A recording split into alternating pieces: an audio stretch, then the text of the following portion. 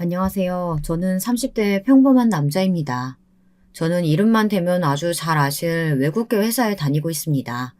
결혼한 지는 3년이 채 안 되었습니다. 아버지는 일찍 돌아가시고 홀어머니를 모시고 아내와 함께 살고 있는데요.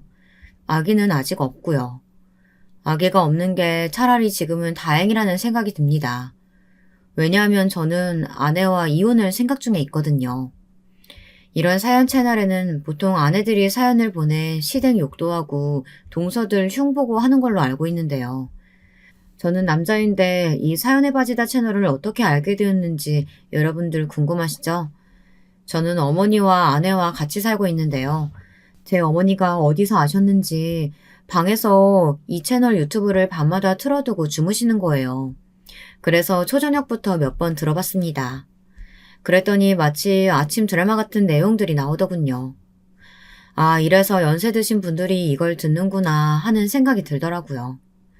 그런데 어쩌다가 제가 이 사연에 빠지다 채널에 제 이야기를 글로 써보내게 되었냐면요.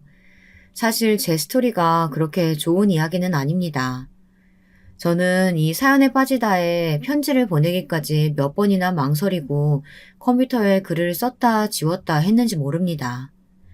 비록 한때지만 제가 사랑했던 사람의 뒷담화를 한다는 것 자체가 조금 내키진 않았거든요.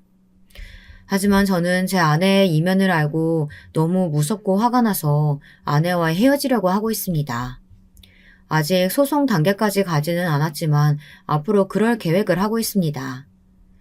이쯤 되면 결혼한 지 3년도 되지 않아 왜 벌써 이혼을 하려 하는지 여러분들도 의아하시겠죠. 저도 망설이고 있습니다만 최근 일어난 일 때문에 더 이상 아내의 얼굴도 보기가 싫어졌습니다. 그래서 아내와 이혼을 결심하게 되었습니다. 저는 아내를 사내에서 만났습니다. 같은 과에서 몇 년간 근무를 하다가 만나서 사귀게 되어서 그 사람에 대해서 모든 걸 다 알고 있다고 생각했거든요. 그러나 연애 때와 결혼 후에 그 사람은 아주 다른 모습이었습니다. 보통 여자들이 그런 말들을 하잖아요. 연애할 때 너무 잘해주던 남자가 결혼 후에 이기적으로 못되게 돌변한다고요. 그런데 저 같은 경우에는 정반대의 경우였습니다. 연애 때는 나만 바라보며 천사 같던 아내가 갑자기 돌변하더라고요. 그런 아내의 태도 변화가 저한테만 그런 거라면 어떻게든 참고 아내를 달래면서 살고 싶은 마음도 있습니다. 그러나 아내가 막대하고 못되게 군 상대가 다름 아닌 제 홀어머니였기 때문에 저는 아내를 용서할 수가 없었습니다. 그래서 저는 아내에게 복수를 하고 이혼할 결심을 하게 된 것이었습니다. 그럼 지금부터 저에게 일어난 슬프고 황당한 사건의 자세한 이야기를 하도록 하겠습니다. 저는 서울 강남 출신입니다. 하지만 소위 말하는 부자도 아니고 주류에 속한 사람은 아닙니다. 저희 어머니는 30대에 천상 과부가 되셔서 어린 저 한 사람만 바라보고 정말 죽을 힘을 다해 살아오신 분이거든요. 저는 아버지는 기억에 없지만 앨범을 보면 사진마다 항상 근엄한 표정을 짓고 계셨어요. 저희 어머니는 어느 때는 아버지가 좀 무서웠다고 하시더군요. 왜냐하면 제 아버지는 경찰관이셨거든요. 그 중에서도 강력계 형사셨습니다. 그런데 어느 날 범인을 잡겠다고 나가서 다시는 돌아오지 못하셨어요. 범인과 몸싸움을 하다 칼에 찔려 돌아가셨다고 하시더군요. 저는 그때 서너 살 됐을 때니까 아버지에 대한 기억이 나지는 않습니다. 아버지가 돌아가신 후 어머니는 안 해본 일 없이 고생하시면서 어린 저를 키우셨어요. 형편이 넉넉하지 못하니까 저는 자주 전학을 다녔습니다. 집주인이 월세를 올리면 꼼짝없이 이사를 가야만 했으니까요. 다른 아이들은 초등학생 때부터 동네 친구였으니 전학 간 곳에서 저는 친구를 사귈 수가 없었어요. 그래서 초등학교, 중학교 때 저는 좀 어두운 아이였습니다. 그러다가 제가 고등학교를 들어갈 무렵 어머니는 대치동에 있는 아파트 단지 내에 작은 반찬 가게를 오픈하셨습니다. 그 후부터 이사를 안 가게 되었던 것 같아요. 어머니는 반찬을 만드는 솜씨가 좋으셔서 단골들을 많이 확보하셨습니다. 입소문도 나고 다른 아파트에서도 손님들이 반찬 가게를 많이들 와주셨습니다. 그래서 저는 어머니가 번 돈으로 대치동에서 학원을 다니고 서울에 있는 명문대를 나오게 되었습니다. 제 자랑을 하는 것은 아니지만 저는 현역으로 연대에 합격했어요. 그랬더니 어머니는 눈물까지 보이시며 저에게 수고했다고 제가 자랑스럽다고 말씀하셨습니다. 제가 연대에 합격하자 제가 다녔던 학원에도 저의 이름이 걸리고 대치동 내에서도 어머니의 반찬 가게가 소문이 나기 시작했어요. 개천에서 용난 집이라고 하면서 말이죠. 고등학교 때 공부를 시작한 것 치곤 머리가 나쁘지 않았는지 연대 영문과에 입학을 하게 되었습니다. 다른 애들이야 재수를 한다고 해도 형편이 넉넉한 집들이 대부분이니 하려고만 하면 얼마든지 할 수 있었겠죠. 하지만 저는 대학을 합격해서도 등록금도 제대로 낼 형편이 못 되었습니다. 그래서 더더욱 재수는 꿈도 꿀 수 없었거든요. 그렇기 때문에 고등학교 3년 내내 죽어라 공부만 했던 것 같습니다. 어쨌든 대학에 들어오자 친구들은 당구장이다, PC방이다, 수능에서 해방단 신입생의 생활을 만끽했습니다. 하지만 저는 그럴 시간이 없었어요. 어머니가 빚을 내서 제 등록금을 주고 계신데 용돈까지 달라고 말할 수는 없었거든요. 그래서 저는 학교 앞에서 PC방 알바, 편의점 알바, 당구장 알바를 전전하면서 등록금 외에 제 용돈이나 책값 등을 충당했어요. 그러다 보니 집에는 겨우 잠만 자러 들어왔던 것 같아요. 1학년 때는 제가 명문대에 다니니까 중고등학생의 과외도 많이 들어왔습니다. 그런 알바들은 일주일에 한두 시간 하고 한 달에 거의 100만 원 넘게 벌었어요. 그래서 저는 처음엔 그게 꿀알바인 줄 알았죠. 그런데 중학생 남자아이들은 정말 말을 안 듣더라고요. 중2병이라는 말이 괜히 있는 것이 아니었습니다. 그 애들은 정말 내노라 하는 부잣집 자식들이라 제가 훈육을 할 수도 없었습니다. 그 애들을 훈육한답시고 잔소리를 했다간 그 애들이 부모님께 제가 못 가르친다고 선생을 바꿔달라고 했었거든요. 그러면 저는 하루아침에 일자리를 잃게 되는 거였습니다. 그런 돈만 많은 집안에서 인성은 삐뚤어진 아이들을 가르치다가 저는 스트레스로 죽을 것 같다는 생각이 들었습니다. 그 후부터 저는 과외를 하지 않았습니다. 그러다 1학년 마치고 군대를 갔습니다. 저는 최전방 철원의 수송병이었어요. 수송병은 운전을 잘해야 하는 거라 다들 운전면허를 따고 군대를 가죠. 그런데 전 버스 운전면허가 있었습니다. 처음엔 일종 보통을 땄지만 저희 어머니가 나중에 영 할 일이 없으면 혹시 버스 운전도 할 수 있으니 대형 면허를 따두라고 하셨거든요. 그래서 부랴부랴 버스 면허를 땄었습니다. 그 덕에 군대 생활이 조금은 편했다고 볼 수도 있겠네요. 근데 군대 생활 중에 저는 정말 악마 같은 선임에게 걸려 죽고 싶었던 적이 있었어요. 그 인간은 흔히 말하는 강약 약강의 인간이었습니다. 자기보다 힘이 있는 사람에겐 꼼짝도 못하면서 자기 밑에 있는 후임병들에겐 정말 못되게 갈구는 그런 인간 말종이었어요. 그 인간이 상병일 때 저는 일병이었는데 일병 때가 가장 치이기 쉬운 때잖아요. 여기서 치이고 저기서 치이는데 밤에 그놈이 따로 불러와 저와 고문관 이병 하나를 그렇게 얼차려를 시키는 겁니다. 잠도 안 재우고요. 그놈이 전역을 할 때까지 우리 내무반의 분위기가 그렇게 좋지 못했습니다. 툭하면 선임 하사 몰래 집합시키는데 사회 같으면 정말 패 죽이고 싶더라고요. 그것도 지가 기분 좋을 때는 후임들 과자도 사주고 조금 풀어주다가 갑자기 미친 듯이 꼬투리를 잡아 엎드려 뻗치라고 하질 않나 안 보이는 대로 끌고 가서 때리기도 했어요. 우리 내무반에서 그놈의 별명이 미친 개였으니 뭐 말 다 했죠. 정말 그 새끼가 전역하면 몰래 찾아가서 복수하고 온다고 밤마다 이를 악물었던 적도 있었습니다. 하지만 뭐 군대에서 나가고 나면 얼굴도 볼 필요 없는 사이이니 참았죠. 그때는 또 참을 수밖에 없었고요. 사고를 쳐봤자 감방 가는 건 저라는 걸 너무 잘 알았기 때문이었습니다. 사실 남성분들은 아시겠지만 군대라는 것이 별 개 같은 꼴을 다 보고 사는 곳이니까요. 그래서 저는 병장 달고 나서부터 제 후임병들을 많이 풀어줬습니다. 정말 어지간하면 집합도 안 시키고 군대 생활 완전히 편하게 해주었어요. 그러다 보니 제 별명이 예수님이니 부처님 가운데 토막이니 이러면서 후임들이 저에게 잘 대해주더라고요. 그때 저는 깨닫게 되었습니다. 세상은 사필기정, 제가 말하는 대로 돌아온다는 것을 말이에요. 그래서 저는 그 이후에도 웬만하면 사람들과 부딪히지 않고 원만하게 어울려 살려고 노력해 왔습니다. 그런데 제 아내의 무서운 면을 보고 난 후부터는 인간에 대한 믿음이 없어지고 말았습니다. 이쯤 되면 여러분들도 제 아내가 무슨 짓을 했을지 궁금하실 거라고 생각됩니다. 그 이야기는 조금 후에 하도록 할게요. 그렇게 군대를 제대하고 학교에 복학하고 나서 저는 한 여자아이를 알게 됐습니다. 그 아이는 제 첫사랑이었어요. 제가 복학한 그 학기에 영문과에 들어온 신입생 중 한 명이었던 그 애는 화장기 없는 수수한 얼굴이었지만 항상 제 눈엔 후광이 은은하게 비치고 있었어요. 저는 그 여자애를 따라 같은 교양 수업도 듣고 어떻게든 그 애를 한 번이라도 보려고 그 애의 주변을 맴돌았습니다. 모르는 사람이라면 제가 그 애를 스토킹이라도 할 거라고 생각할 정도였어요. 그때는 사랑 때문에 수업도 뒷전이었고 눈에 그 애밖에 안 들어왔습니다. 그렇게 한 학기가 지나도록 그저 바라만 보고 있다가 어느 초여름에 저는 용기를 쥐어짜내 그 애에게 고백을 했습니다.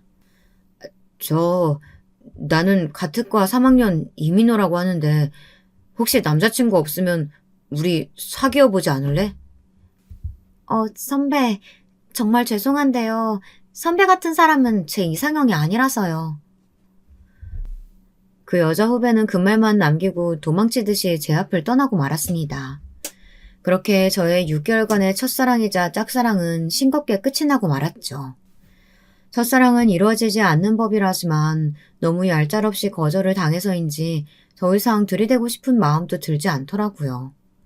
그 후로는 매일 그 여자애를 피해 다녔어요. 너무 쪽팔리고 괴로워서 친구들과 술도 마시고 미팅에 나가보기도 했었지만 대학 내에서는 더 이상 제 맘에 드는 인연은 없었습니다. 이렇게 된 이상 공부라도 열심히 해서 취업이나 잘 되길 바라보는 수밖에 없었죠. 저는 잠도 줄여가면서 취업 준비하고 스펙을 쌓기 위해 컴퓨터와 영어 관련 자격증을 땄습니다. 그 결과 저는 다행히 취업 준비 중에 4학년 2학기에 취업이 되었어요. 외국계 회사였고 제가 동경하던 곳이라 너무나도 기뻤습니다. 복지도 좋고 잘만 하면 미국 연수도 갔다 올 수 있는 곳이었거든요. 어머니도 제가 그 회사에 취업했다고 말씀드리니 너무나도 좋아하셨습니다. 그래? 이 애미는 잘 모르지만 거기 그래 그 텔레비전이나 나오는 그 인터넷 회사 맞지? 거기에 한 번에 들어갔더니 우리 아들 잘했어. 수고했다. 이 엄마는 아들이 해낼 줄 알았어. 어머니, 이제 고생 끝이에요. 제가 회사 들어가면 돈 많이 벌어서 어머니 반찬 가게 안 해도 먹고 살게 해드릴게요. 그것만이 제 꿈이에요. 아니다. 이까짓 거 하나도 안 힘들어. 난 너만 잘 되면 다 괜찮아. 이 애미 걱정은 하지 말고 열심히 일해서 돈 모으면 나중에 너 장가갈 때 써라. 알았지? 취업에 성공하고 첫 월급을 받던 날 저는 어머니를 모시고 고급 초밥집에 가 처음으로 밥을 사드렸습니다. 어머니는 감격하셨는지 살다 보니 아들 덕에 이런 호강을 한다며 눈물을 글썽이셨습니다. 옛날엔 취직해서 첫 월급 타면 했던 일이 부모님의 내복을 사드리는 것이었다죠. 하지만 저는 그동안 제 어머니가 저에게 차려주셨던 셀 수 없는 밥상의 개수를 생각하면서 하루 저녁쯤은 저도 사드려야겠다고 생각을 갖고 있었거든요. 저는 이렇게 대치동에서 효자로 소문나게 되었습니다. 저희 어머니는 반찬가게 단골 손님들에게 제가 첫 월급으로 초밥을 사드렸다고 자랑을 하셨습니다. 나중에 들어보니 단골 손님들은 저희 엄마에게 부럽다고 하셨던 모양이에요. 어머, 민호는 정말 효심이 깊다. 요즘 애들 같지가 않아. 아, 정말 우리 딸이랑 비교되네. 우리 딸은 첫 월급 타서 지 남자친구 반지나 사주던데 말이야. 그러게 말이에요. 우리 아들은 아직도 취업 못해가지고 집에서 백수 노릇하고 있는데. 난 진짜 요즘 같아선 민호 엄마가 제일 부러워. 이렇게 저는 어머니와 단 둘이 살아서인지 유독 어머니와 사이가 좋았습니다. 다른 아들들 같으면 사춘기에 엄마한테 반항도 하고 성인이 되면 엄마와 대면대면해지기도 하잖아요. 그러나 저는 그런 적이 없었어요. 항상 어머니를 의지했고 어릴 때는 엄마 말이라면 무조건 들었습니다. 그리고 제가 성인이 되어서는 어머니가 저를 든든해 하시고 저에게 많이 의지를 하셨던 것이었어요. 저희 아버지가 일찍 돌아가셔서 그런 것도 있지만 제 어머니는 어떻게든 저를 부족함이 없이 키우려고 노력하셨습니다. 저도 아버지 없이 자란 티가 난다는 소리를 끔찍이도 듣기 싫어서 공부를 열심히 하고 노력한 것도 있거든요. 그러다 보니 저와 어머니 사이는 누가 봐도 좀 각별하게 보이기는 했습니다. 어쩌다 어머니가 제 옆에서 홍대 거리를 걷고 있으면 엄마가 아닌 큰 누나쯤으로 보는 사람들도 있었고요. 제 어머니는 그런 사람들의 시선을 은근히 좋아하셨습니다. 저도 어머니의 일을 돕다 보니 칼질도 저절로 잘하게 되더라고요. 주말에는 가게에서 간단하게 설거지도 하기도 하고 멸치나 나물 볶는 것들을 돕기도 했어요. 그런데 아내의 눈에 그런 것들이 좋지 않게 보였던 것 같습니다. 아내는 그런 시어머니와 제 사이를 질투하게 되었던 것 같아요. 다시 본론으로 돌아오면 아시다시피 저는 회사 생활을 하면서 아내를 만나게 되었습니다. 그때 아내는 저의 팀원이었습니다. 저와 3살 차이인 아내는 26살 신입사원이었는데요. 굉장히 자존심이 센 사람이었어요. 어느 정도였냐고 물으신다면 아내가 어떤 실수를 했는데 저희 과 과장님이 아내를 한번 혼내면서 이런 말을 하신 적이 있었습니다. 여자가 말이야, 능력이 없으면 이런 데 지원도 하지 말았어야지. 어쩌자고 자넨 내 얼굴에 먹칠을 했냐고, 어? 그 바이어가 어떤 사람인 줄 알아? 우리 회사에 10년 이상 광고 대주는 회사의 대표였다고. 그런 사람 전화를 그딴 식으로 받아? 과장님, 제가 잘못 대응한 건 사과드리겠습니다. 하지만 제 잘못과 제가 여자인 건 아무 상관없는데 첫 마디부터 여자가 어쩌고 하신 건 과장님도 사과를 해주셔야 할 것 같습니다. 아니면 저 이거 사내 감사팀에 문제 제기할 겁니다. 뭐야? 아니 새파랗게 어린 기집애가 뭐? 과장한테 지금 대드는 건가 자네? 그 과장님은 그때 이런 외국계 회사에 맞지 않게 뼛속까지 꼰대기질을 드러냈고 그 행동에 아내는 분노가 폭발해 사내 홈페이지 대나무 숲에 익명으로 그 과장의 만행을 고발해버린 것이었어요. 익명으로 제보하기는 했지만 정황상 그건 누가 봐도 아내였거든요. 나중에 그 사실이 밝혀지고 아내는 여사원들의 여왕으로 등극해버린 것이었습니다. 다들 과장님이 너무했다는 둥, 신입사원인데도 용기가 있다는 둥 하며 아내를 치켜세워 주었죠. 그 사건 이후로 아내의 별명은 페미니스트가 되었어요. 그 별명은 몇몇 남자 사원들이 자기들끼리 아내의 흉을 보면서 붙인 것이지만요. 그 정도로 저희 아내는 불의를 보면 못 참는 아주 자로 잰 듯 반듯한 사람이었습니다. 저는 그 당시엔 아내의 그런 용사 같은 모습에 반했던 것인지도 모르겠어요. 저는 당장 아내에게 고백을 했습니다. 하지만 아내는 의외로 철벽을 치더군요. 나중에 들어보니 그때 아내는 저 같은 사람이 자꾸 빼빼 마른 아내에게 고백했다는 게 믿어지지 않았고 자신이 없어 튕겼다고 하더라고요. 하지만 한번 반해버리면 저는 다른 것은 눈에 들어오지도 않았습니다. 제가 좋아하는 건 아내의 외모가 아니라 성격이었으니까요. 물론 그건 아내의 일부분만 보고 제가 멋대로 판단해버린 것이긴 하지만 말입니다. 저는 이번에는 포기하지 않기로 했죠.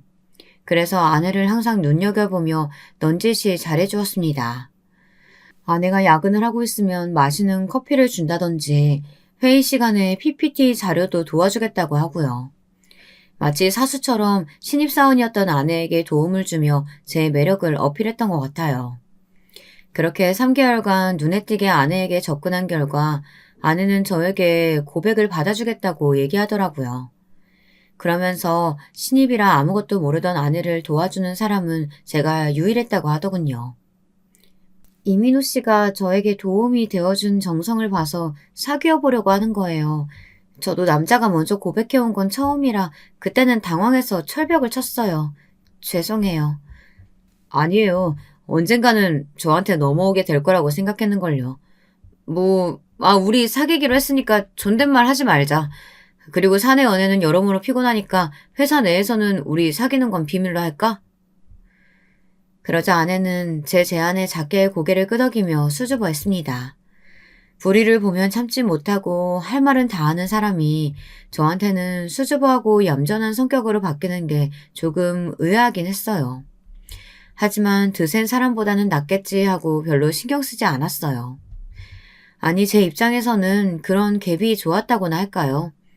남들에게는 강한 사람이 저에겐 약하고 보호 본능을 일으킨다는 점이 좋았어요. 저는 점점 아내에게 푹 빠져갔습니다. 주말마다 데이트를 위해 서울 시내에서 안 가본 곳이 없었어요.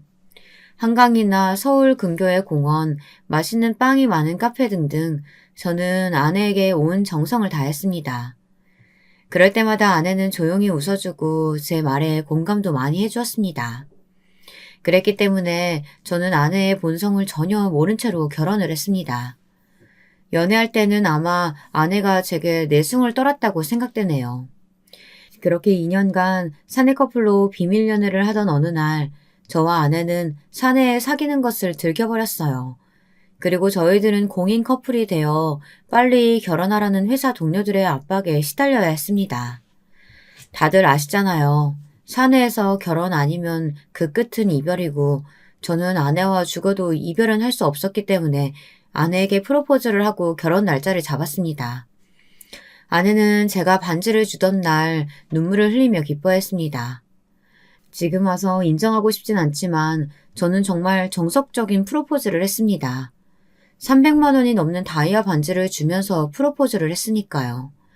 그리고 그 반지를 약지에 끼고 나타난 아내는 우리 팀 내에서 갑자기 여사원들의 부러움의 대상이 되었던 기억이 납니다. 이것 좀 봐, 주희씨. 이렇게 큰 다이아몬드 남친한테 받아봤어? 다이아 반지 주면서 프로포즈하는 남자가 내 로망이었는데 난 이제 정말 죽어도 좋아. 어머, 희영씨 부럽다, 정말. 그래서 언제 결혼하는 거야? 상견례는 했어? 상견례 다음 달에 잡았어. 우리 민호 씨랑 결혼하는 거 나 아직도 떨리고 설레서 안 믿겨. 어떡해? 상견례도 별탈 없이 지나가고 저와 아내는 주말마다 결혼 준비를 했습니다. 결혼 준비할 때 대부분의 커플들이 결혼이 깨질 만큼 싸운다고 한다던데 저희는 그런 것도 전혀 없었어요. 저는 혼수가 뭐가 좋은지도 몰랐고 관심도 별로 없었기에 대부분의 선택은 아내에게 맡겼거든요.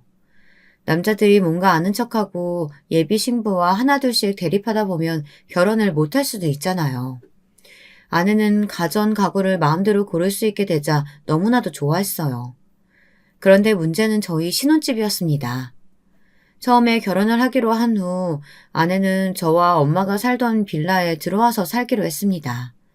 그러나 곧 아내는 티나게 그 집이 좁다는 둥, 살기 불편할 것 같다는 둥 불평을 해댔어요. 그것도 웃는 얼굴로 그런 말을 하니 제가 싫은 소리 할 수도 없었습니다. 예를 들면 아내는 저에게 이런 말을 하는 거였어요. 아니, 희영아, 처음엔 그냥 우리 집에 자기만 짐 싸가지고 들어와도 된다면서. 그런데 왜 갑자기 이사를 가자는 거야? 우리 엄마 반찬 가게 근처에 살아야 돼서 이사는 못 가. 그래도 어머니 방 하나 우리 안방 외에 옷방이나 다른 공간 하나는 더 있어야 되는 거 아니에요? 자기가 어머니께 말씀드려서 빚을 내서라도 아파트로 이사 가자고 하면 안 돼? 아내는 겉으로는 웃으면서 말을 하니 저는 그 말에 또 혹하게 되는 거였습니다. 그래서 저는 처음으로 어머니의 말씀을 어겼어요. 사실 어머니는 아내의 의견을 반대했습니다. 오히려 애라도 생기기 전에는 절대 이사를 갈 수 없다고 알 수 없는 고집을 부리셨습니다. 어머니, 희영이가 이 집이 좁다고 말하고 있어요. 저는 이 정도도 괜찮다고 생각했지만 희영이가 불편하면 저도 못 견딜 것 같아요. 우리 이사 가요. 네?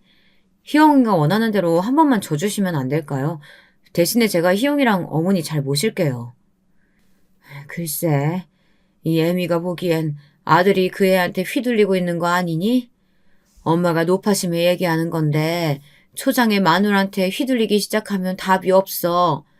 그러니까 이번에는 네가 며느리한테 이사는 안 간다고 강력하게 말 좀 해줘. 엄마는 이 집에서 이사 가기 싫다. 반찬 가게랑 거리도 딱이고 살다 보니 이 집에 정들어서 못 떠나겠어. 그때부터 어머니와 아내는 일종의 기싸움을 시작했던 것이었어요. 저는 전혀 몰랐지만 말이죠. 집안에서 제가 좀 눈치가 없는 편이었나 봅니다.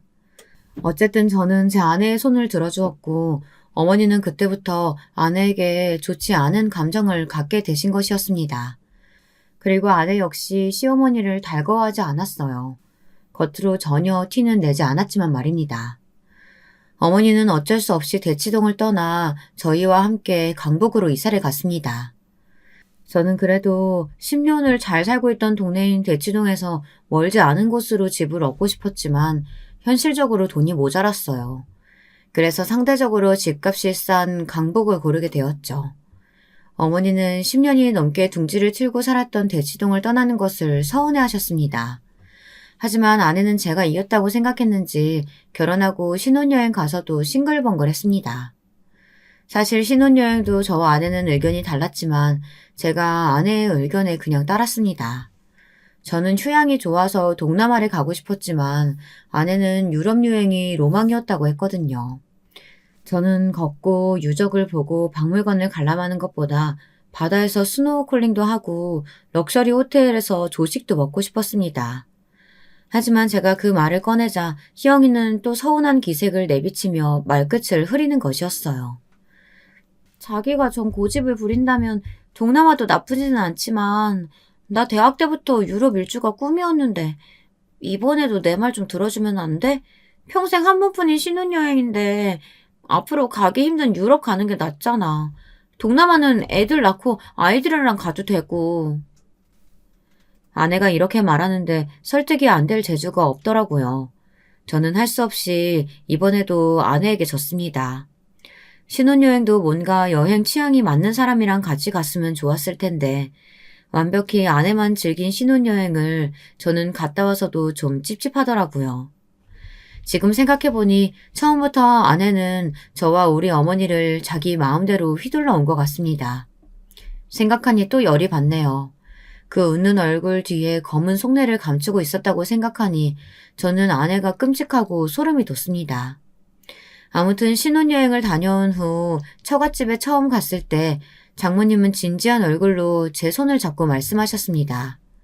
장모님 본인 딸이지만 희영이가 가끔은 무서울 때가 있다고요. 처음 장모님께 그런 이야기를 들었을 때 저는 믿지 않았어요. 장모님이 그냥 저를 놀리려는 거라고만 생각했으니까요.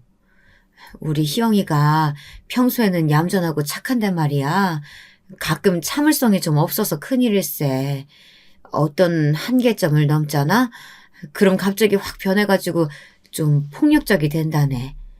그러니 자네도 우리 희영이 비비 잘 맞추고 살아야 할 거야. 난 걔가 고등학교 때 그 애랑 한 번 싸운 적이 있는데 그 눈빛이 아직도 잊혀지지가 않아.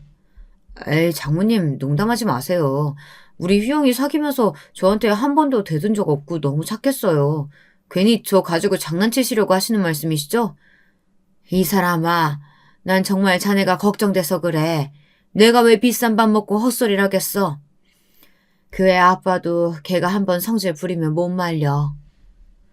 저는 모르는 사람들에게만 그 정의감 넘치는 아내의 모습이 어떻게 변한다는 건지 도저히 감도 잡을 수가 없었어요.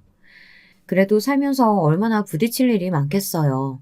저도 무난한 성격이고 저희 어머니도 함부로 시어머니 노릇을 할 분은 아니었거든요. 그래서 저는 장모님의 경고를 무시했었습니다. 지금은 후회가 되지만 말이에요. 그렇게 우리의 결혼 생활은 첫 1년간 별탈 없이 흘러갔습니다. 집을 구하는 것부터 혼수 가전까지 모든 것이 아내의 의도대로 흘러갔으니 평화로웠을 테죠. 만약 혹시 저나 우리 어머니가 아내에게 반기를 든다거나 불만을 토했다면 아내는 더 일찍 본색을 드러냈을지도 모르겠어요. 그만큼 아내는 결혼한 후에 교묘하게 모든 행사나 일들을 자기의 의도대로 움직여 갔습니다. 저는 결혼하고 맞는 첫 어머니 환갑생신을 좀 성대하게 차려드리고 싶었습니다. 그래서 어머니 몰래 뷔페를 알아보고 있었어요. 그런데 아내는 저와 생각이 달랐어요. 오빠, 어머니 말이야. 꼭 환갑을 맞았다고 잔치를 해야 할까? 요즘은 환갑보다는 칠순잔치를 하는 걸로 알고 있는데 그냥 동네 친구분들이랑 여행이나 다녀오시라고 권해보는 건 어떨까? 우리 엄마가 친구가 별로 없으셔. 그리고 엄마는 매일 반찬 가게 나가시느라 맛난 음식 한 번 못 드시는데 여행이야 내년 생신 때 보내드려도 되지만 음식 맛있는 뷔페에서 엄마 모시고 식사 한번 해야지. 아내는 결혼하고 처음으로 자기 의견이 받아들여지지 않자 삐져서 일주일이 넘도록 아무 말도 안 하더라고요. 제가 그렇게 잘못한 것 같지 않았는데 여러분은 어떻게 생각하세요? 제가 잘못했다 생각하시나요? 저는 아직도 잘 모르겠습니다. 어쨌든 결혼 후 처음으로 제 마음대로 어머니 생신잔치를 열어드렸습니다. 엄마 쪽 친척들도 모이고 아버지 형제분들도 오셨습니다. 제 결혼식 이후 1년 반 만에 가족들이 모이니 무척 시끌벅적했어요. 그리고 어머니는 그 분위기를 아주 좋아하셨고요. 역시 어머니의 마음을 잘 아는 것은 저였어요. 우리 효자 아들, 내 너마저 없었으면 어떡할 뻔했니? 네 아버지 그렇게 돌아가신 게 한이 되는구나. 아휴, 지금도 살아계셨으면 얼마나 좋을까. 어머니 고정하세요. 울지 마시고요.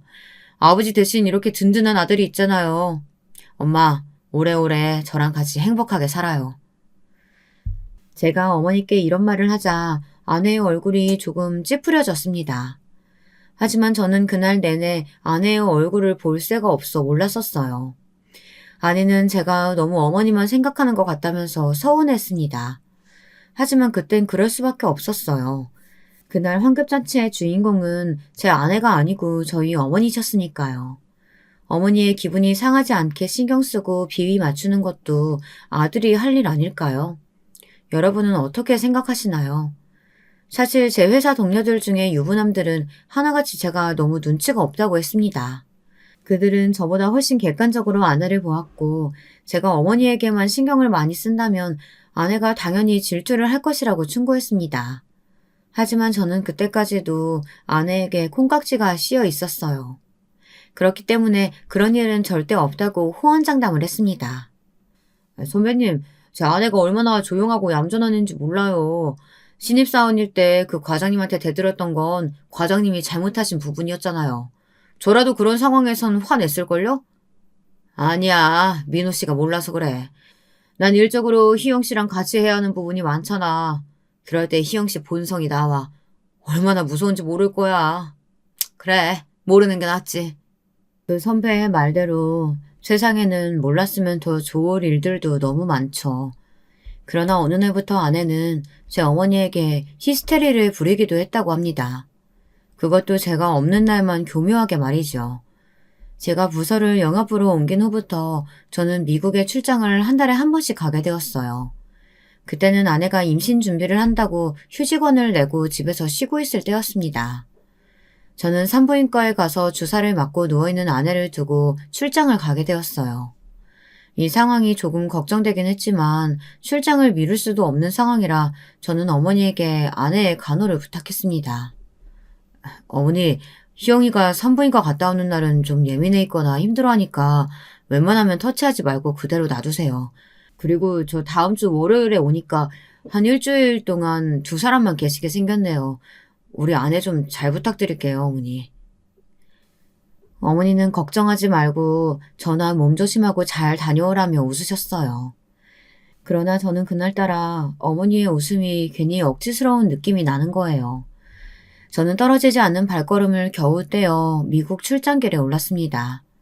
낮에는 열심히 바이어들을 만나고 일을 했지만 호텔방에서 혼자 누워있을 때는 아내와 어머니의 얼굴이 보고 싶어 그 두 사람이 잘 지내고 있을지 궁금해졌습니다.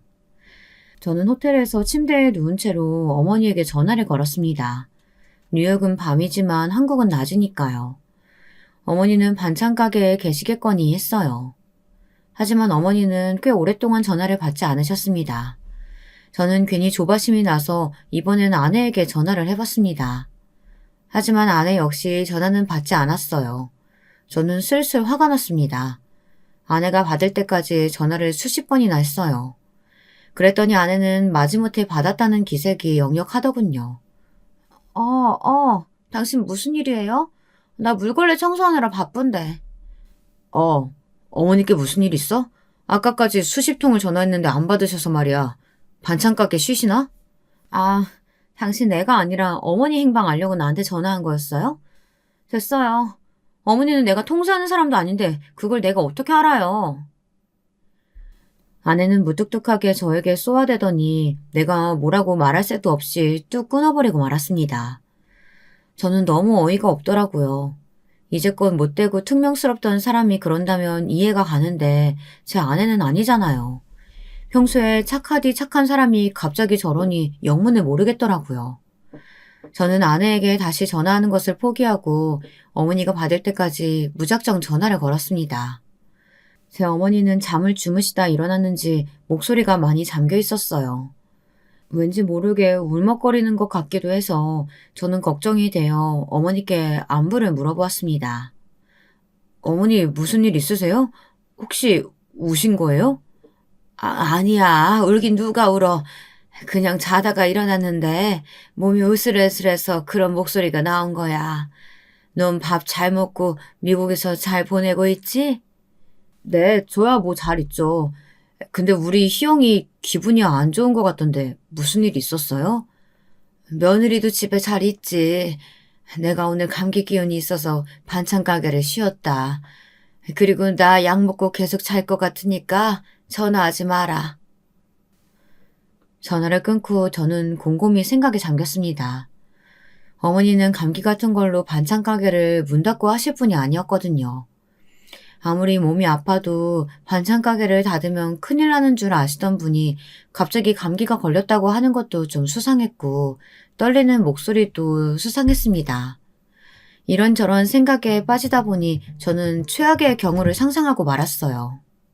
그것은 제 아내가 어머니를 학대하고 괴롭히는 상상이었습니다. 방 안에서 꼼짝 말고 있으라고 어머니께 함부로 소리치는 아내의 모습이 자꾸 겹쳐 보여서 저는 침대에서 벌떡 일어나 정신없이 일을 하기 시작했습니다. 어떻게든 일정을 앞당겨 집에 한번 가봐야겠다는 생각이 들었거든요.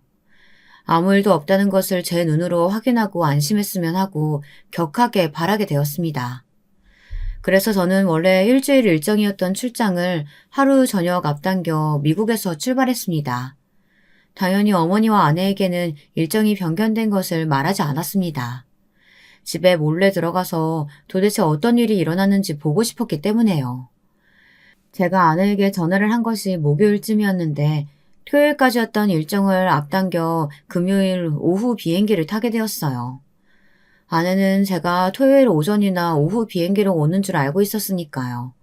저는 제발 제 예상이 전혀 틀렸기를 빌고 또 빌었습니다. 하지만 황당하고 어이없게도 제 예상은 보기 좋게 빗나가고 말았습니다. 제가 집에 도착하자마자 아내의 화난 목소리가 온 집안에 쩌렁쩌렁 울려대고 있었습니다.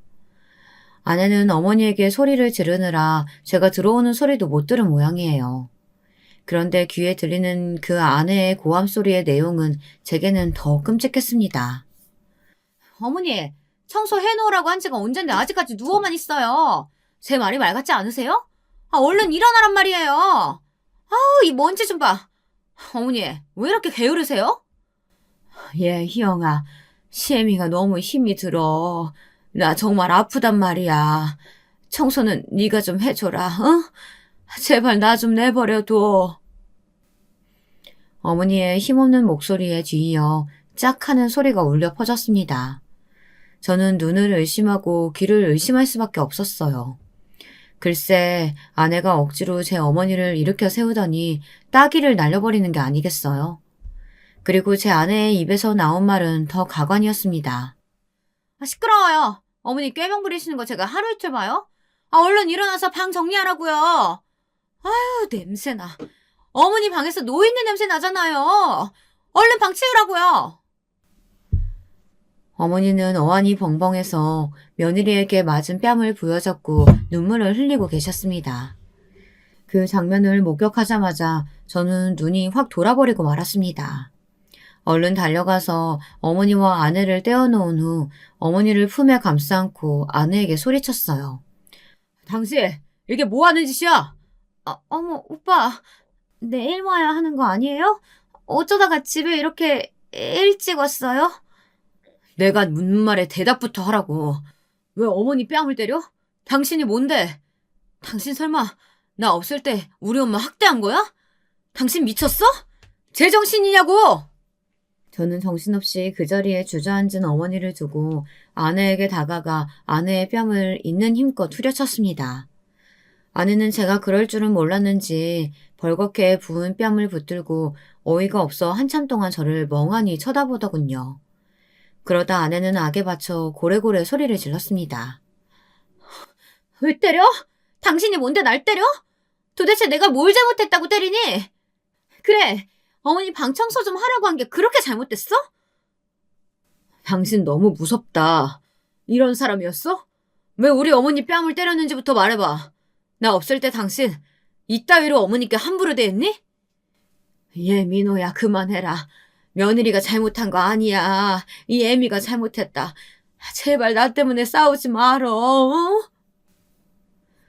어머니는 무서워서 벌벌 떨면서 저와 아내의 싸움을 말리셨습니다. 하지만 저희 둘 다 씩씩거리느라 어머니가 말리는 것 따위는 눈에도 들어오지 않았습니다. 저는 아내의 멱살을 붙잡고 아내는 제 얼굴을 밀어내다 손톱으로 제 얼굴에 상처를 냈습니다. 어머니는 죽을 힘을 다해 저와 아내가 뒤엉켜 싸우는 중간에 들어와 힘겹게 떼어놓으셨어요. 그리고 어머니는 울면서 저희에게 소리치셨습니다. 그만들 두지 못하겠니? 예, 민호야, 네가 좀 참아. 아무리 며느리가 잘못했다고 해도 너도 걔를 때리면 똑같은 사람밖에 안 돼. 그리고 며느라가야, 내가 오늘은 정말 아프니까 청소 좀 안 해도 용서해달라고 빌기까지 했잖냐. 그런데 어떻게 내 뺨을 다릴 수가 있어? 정말 평소에 네가 나한테 어떻게 하는지 우리 아들한테 다 이야기해볼까? 응? 어머니의 일갈에 아내와 저는 입을 다물 수밖에 없었습니다. 제가 집에 없을 때 정말 아내가 어머니를 학대하긴 한 모양이었습니다. 어머니가 저렇게까지 말씀하실 분이 아닌데 말이에요. 어머니는 저와 아내를 무릎 꿇리고 일장연설을 하셨습니다. 너희들 말이야, 이 애미가 뒷방 늙은이라고 얕보고 있는 거니? 나 아직 그럴 나이 아니란 거 너희들도 더 잘 알잖아. 이제 60대 초반에 내가 왜 이런 취급을 받아야 돼? 며느라기, 네가 한번 말해봐라. 어머니 잘못했어요. 어머니 뺨 때린 건 제가 사과할게요. 하지만 어머니 요즘 제 말을 너무 안 들어주시잖아요.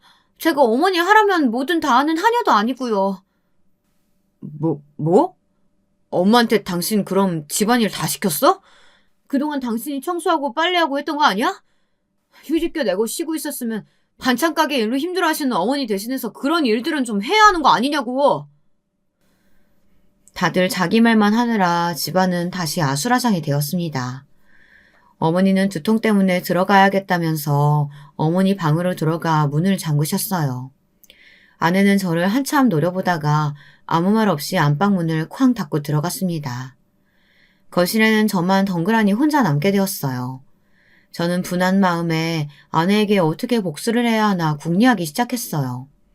정말 이제까지 아내가 어머니를 하녀처럼 부려먹었다는 사실을 알고 나니 저절로 주먹이 꽉 쥐어지더라고요.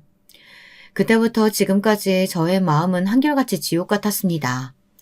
저는 일단 그날부터 아내의 일거수일투족을 자세히 관찰했습니다. 제가 없을 때 어머니께 해코지하지 못하도록 아내 몰래 집안에 CCTV도 달았습니다. 뭔가 하나라도 꼬투리가 잡히면 가차없이 아내를 몰아붙여서 이혼까지 가리라고 결심했어요. 그만큼 저는 어머니께 함부로 대한 제 아내를 용서할 수 없었습니다. 그리고 제가 출근해 있는 동안 아내가 어머니께 어떻게 대하는지 더 알아볼 필요도 있다고 생각했어요. 아내는 제가 CCTV를 설치한 것을 꿈에도 몰랐겠죠. 그래서였을까요? 아내는 제가 야근을 하거나 회식이 있을 때마다 반찬 가게를 닫고 집에 들어오신 어머니를 정말 하녀처럼 부려먹더라고요. 눈짓이나 손짓 하나로 어머니를 조종하려 들며 아내는 어머니께 막말도 서슴지 않았습니다.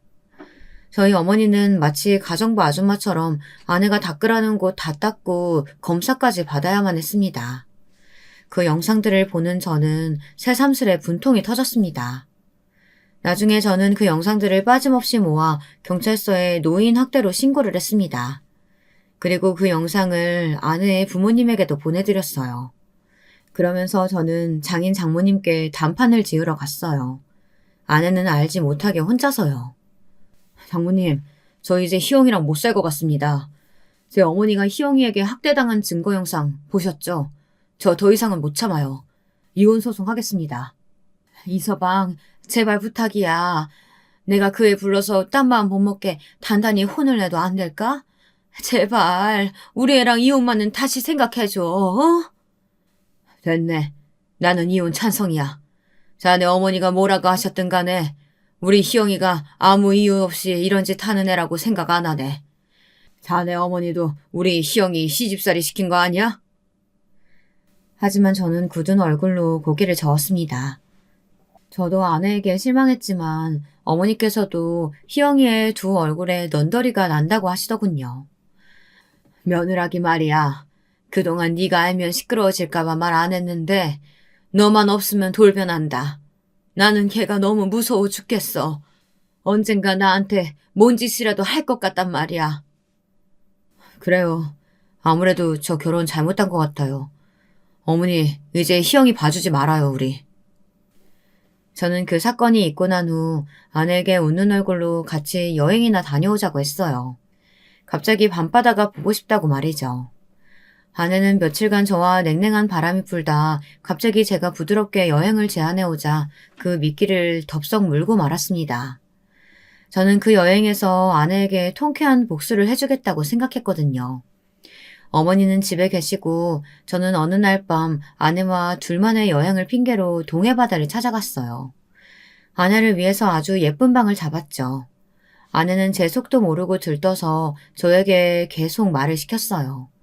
제잘거리는 아내에게 적당히 웃으며 맞장구를 쳐주었습니다. 동해에 도착하니 아내는 밤바다를 보고 싶다고 하며 짐을 풀자마자 바닷가의 모래사장으로 갔습니다. 저는 그 뒤 몇 발자국 뒤에서 아내를 따라갔죠. 아내는 웃으면서 저를 돌아보았습니다. 오빠, 그럼 저번에 있었던 일은 나 용서해 주는 거지? 나 당신 화났을까 싶어서 말도 못 붙였단 거야. 어머니에게는 그렇게 할 수밖에 없었어. 어머니가 내가 시키는 일들을 못 들은 척하고 나를 무시하셨다니까? 나도 어머니랑 같이 살기 싫어. 분명히 힘도 있으시고 부탁 들어줄 만큼 피곤하지도 않으신데 요리조리 아프다고 집안일도 안 하시고. 저는 화가 나서 그 자리에 우뚝 서서 아내를 모래사장에 힘껏 밀어 넘어뜨렸어요. 그리고 저는 무서운 얼굴로 아내에게 소리쳤습니다. 내가 너한테 용서란 말 다시는 입에 담을 줄 알아? 나는 이제 내 인생에 너 따윈 지겹다. 아직도 정신 못 차렸어? 어머니는 나한테 그런 분 아니야. 네가 이제까지 어머니 학대한 거 나 다 알고 있다고. 우리 이쯤에서 끝내자. 이혼이야. 잘 살아라.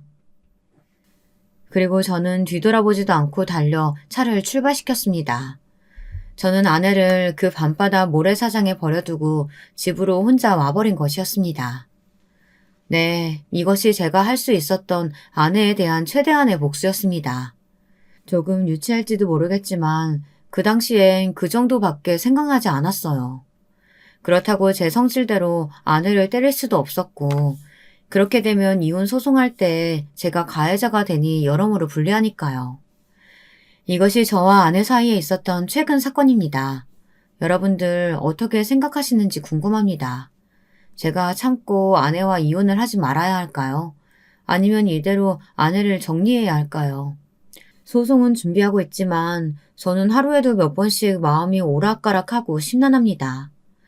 어머니는 제가 이혼을 결심했다고 하니까 그러지 말라고 말리십니다. 아내가 임신 준비를 위해 맞았던 호르몬 약 때문에 신경이 날카로워져서 그런 거라고 말이에요. 하지만 제 장인어른은 제 아내를 꼬드겨서 그냥 이참에 이혼하라고 압력을 넣고 계시는 중이에요. 제 사연은 여기서 끝입니다. 여러분들 부디 현명한 조언을 부탁드리며 이 글을 마치겠습니다. 긴 사연 들어주셔서 감사합니다. 여러분, 두 번째 사연 시작하기 전에 좋아요, 구독 꼭 눌러주실 거죠? 그럼 두 번째 사연 바로 시작합니다. 안녕하세요, 여러분. 여러분들은 믿던 사람에게 배신당해 본 적 있나요? 혹은 마음에 큰 상처를 받아보신 적이 있으신가요? 저는 그런 적이 있는데요. 여러분들께서 제 마음을 알아주시리라 믿고 한번 이곳에 저의 이야기를 남겨봅니다. 저는 남편과 결혼 5년 차에 첫 아이를 갖게 되었어요. 사실 저희 부부 둘 다 아이를 빨리 갖고 싶어 미리부터 노력을 해왔는데요. 젊은 나이인데도 불구하고 남편과 저 둘 다 아이가 잘 들어서지 않더라고요. 저희 친정엄마도 아이는 하늘이 주는 거니 기다려보라 하셔서 그래서 하는 수 없이 기다리고 기다리다 그렇게 첫 아이를 갖게 되었어요. 여보, 우리 애기 발 차는 거 들려? 들려. 너무 신기하다. 진짜 이제 우리 애가 생기는 건가? 원래부터 아이를 좋아하기도 했고 제 가정을 꾸려 아이와 함께 보내는 삶을 꿈꾸고 있던 터라 그 기쁨과 환희에 젖어 어쩔 줄을 몰랐던 게 아직도 기억이 나는데요. 하지만 아이를 키우는 것은 또 다른 문제더라고요. 분유 먹이는 법도 몰랐던 초보 엄마였기에 산후조리원에 들어가면서부터 하나하나 배우기 시작했는데 참 뭐든 어렵고 힘들고 초조했던 시기였어요. 남편도 옆에서 제가 독박육아 하지 않도록 연차까지 많이 써가며 도와주었는데도 애 키우는 건 정말 일이었어요. 그걸 모르고 그저 아이를 갖고 싶어 칭얼대듯 기도했던 제 모습이 부끄럽게 느껴질 정도로 말이죠. 그럼에도 힘들지만 내 아이를 키우면서는 정말 내가 엄마로서 한 단계 한 단계 성장하고 있구나라는 생각이 들어 때때로 위안이 되기도 하였어요. 여기에는 저희 주변 사람들의 도움이 있었는데요. 제가 육아에 지쳐 힘들어할 때마다 당신 잘하고 있어 하며 정신적인 도움을 준 남편도 있었지만 저희 형님의 도움도 컸어요. 형님은 제가 필요한 육아 지식 같은 것들을 잘 알려주셨어요. 형님, 아이가 밤에 잠을 너무 안 자는데 어떡해요? 원래 그 나이 때 애들은 자면서도 몇 번씩 다 깨. 너무 걱정하지 마. 그리고 자는 게 무섭다고 하면 수면등 같은 거 사서 살짝 켜줘. 어쩔 땐 답해주는 게 귀찮을 법도 한데 형님은 그런 내색 한 번 없이 늘 다정히 말씀해 주시곤 했어요. 그래서 형님에게 가끔 생일날 아니어도 좋아하시는 곶감이나 떡을 선물해드리며 감사하다라는 말을 전하기도 했어요. 그런데 아이가 무럭무럭 자라날 그 시기 저희 집에 큰일이 터지면서 저 또한 불면증을 앓게 되었는데요. 저희 남편 사업이 어느 순간부터 하락세를 맞이하면서부터였어요. 남편 얼굴이 점점 어두워지길래 당신 괜찮아? 회사에서 무슨 일 있어? 하고 물었지만 그때마다 남편은 피곤해 그런 거라고 둘러댔어요. 근데 어느 날 완전히 술에 떡이 된 남편이 내뱉은 말을 듣고는 상황을 알게 되었죠. 여보, 우리 집도 넘어갈지 몰라. 어떡해? 이제 끝났어. 다 끝났다고. 그게 무슨 말이야 갑자기? 끝났다니 뭐가 말인데? 회사 말이야. 내 회사. 이래서 사업은 손대지 말았어야 했나 봐. 눈물까지 고인 남편의 얼굴을 보는데 그냥 하는 소리가 아니라는 걸 알게 되었습니다. 정말 그 순간 너무 막막하다는 생각밖에 안 들더라고요. 머리가 텅 비어져 무슨 말을 해야 할지도 모르겠고 다음 날 당신 어제 말했던 거 무슨 말인지 사실대로 얘기해. 라는 제 말에 솔직한 회사 상황을 말해주는데 그야말로 청천벽력이더군요. 미안해, 여보. 일단 우리 집 팔아서 남은 회사비 정리하고 이사부터 가야 할 것 같아. 정말 미안해. 면목이 없다. 아니야, 어쩔 수 없지. 일단은 당신도 그럼 회사 잘 정리하고 있어. 나도 이사 갈지 말아보고 할 테니까 엄마한테 얘기해서 도움 받을게. 당시 시댁 쪽은 저희를 돌봐주실 여력이 안 되었기 때문에 저는 친정 부모님에게 어렵사리 부탁을 드려야 했는데요. 부모님은 이 소식을 들으시곤 조용히 낮은 한숨을 푹 쉬며 제 걱정을 잔뜩 하셨습니다. 하지만 제가 여기서 우는 소리라면 엄마가 며칠간 잠도 못 주무실 걸 알기에 일부러 나 괜찮아. 뭐 사업하다 보면 이런 일도 있고 저런 일도 있는 거지. 그 일 다시 분명 재개할 거야. 그때까지 내가 조금 아껴 쓰면서 살면 되지. 하며 일부러 해맑은 목소리를 내어 걱정을 덜어드렸네요. 그렇게 저희는 곧바로 반지하방으로 이사를 갔고 남편은 사업을 정리한 후 일자리를 찾아 나섰어요. 결혼한 지 7년 만에 옮겨간 반지하방. 보증금도 월세도 최대한 싼 곳으로 왔기 때문에 오로지 가격만 보고 선택한 집이었는데 곰팡이 쓸은 벽지에 벌레 자국들을 보니 보자마자 눈물이 고이더라고요. 저는 둘째치고 자라날 아이가 더 걱정이었죠. 거기다 집도 집이지만 당장의 생활비, 그리고 아이한테 들어가야 하는 돈, 이 모든 것들을 생각하면 머리가 지끈지끈 아파왔습니다. 사실상 빚을 청산하기 위해 제 핸드백이며 선물 받은 명품 지갑, 가전제품까지 다 팔았는데도 좁은 집을 보니 살아갈 길이 너무 막막했어요. 그땐 왜 이런 시련이 도대체 나한테 떨어진 걸까 하늘을 보며 원망하는 마음이 들었습니다. 도대체 이 끝이 어디인지 그때는 앞이 보이지 않는 컴컴한 미래에 저 또한 몇 번을 무너져 아이를 안고 울었네요.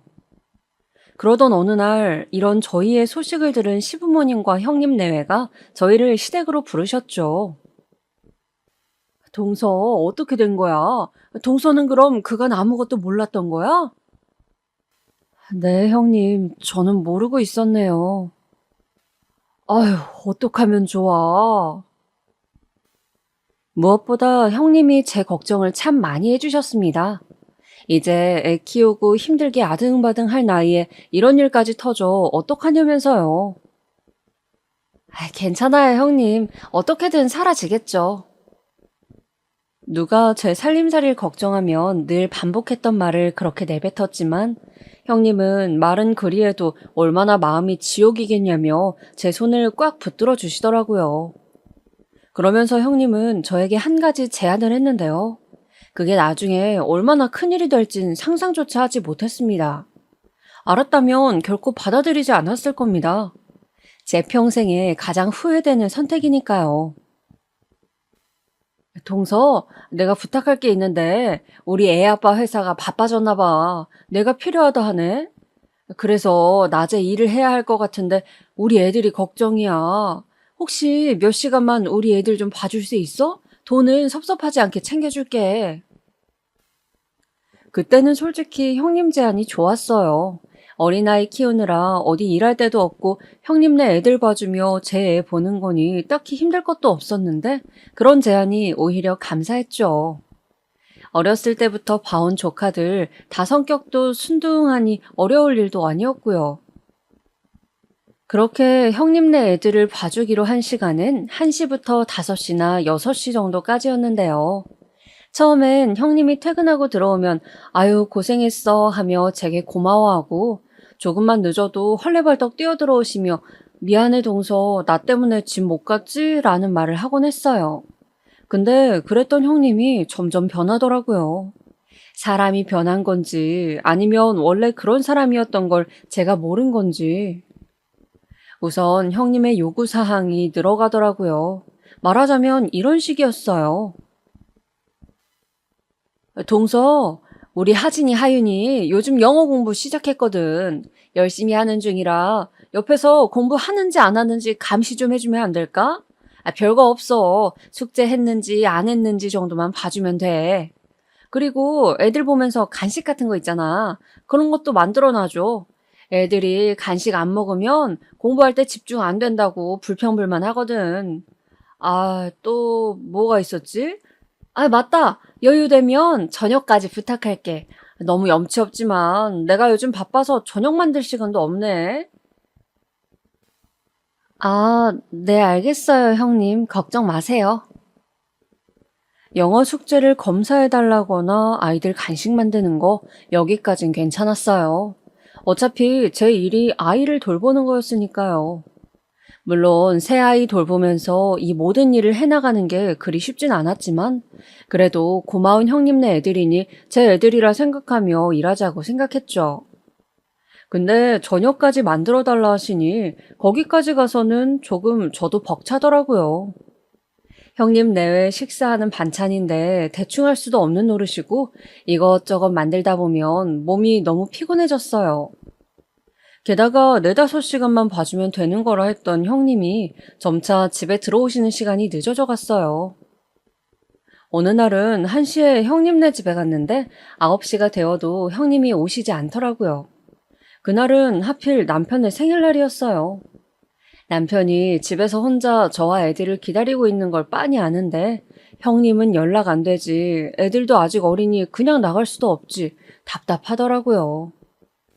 그러다 나중에 11시나 되어서 아주버님과 함께 술에 취해 들어오셨는데, 동서 미안해. 내가 연락하는 걸 깜빡했다. 오늘 일이 너무 바빴거든. 회식이 있었어. 핸드폰 배터리도 나갔지 뭐야? 하시더라고요.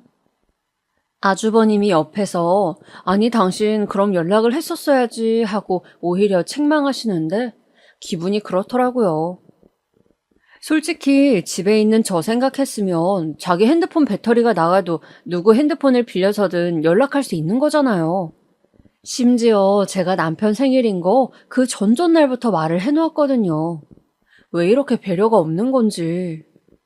그래도 저에게 계속 미안해하시는 형님 얼굴을 보니 거기에 대고 화를 내기도 그래. 알겠어요, 형님. 그래도 다음번엔 미리 연락 좀 주세요.